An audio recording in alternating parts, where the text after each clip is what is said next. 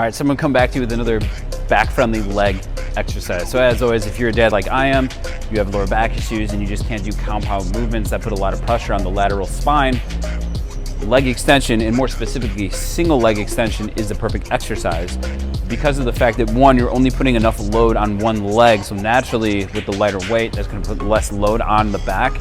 And then even more specifically with this specific machine, the way that the seat is actually curved, instead of it being at a 90-degree angle where all of the pressure is being put on your lower back, because of that, I don't know, geometry, but that looks like probably about 110, 120-degree angle, it actually alleviates some of the lower back pressure, so that way it takes a lot of the tension off the lower back. Now, in order to do this exercise, you want to make sure that the footing position is as close as possible.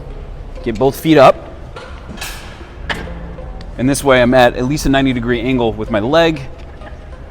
And what I'm going to do is I'm going to go full extension, put the leg out, slowly on the way down, slowly on the way up.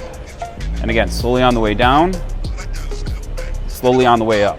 Just make sure you're flexing that quadricep throughout the whole movement. And that's it.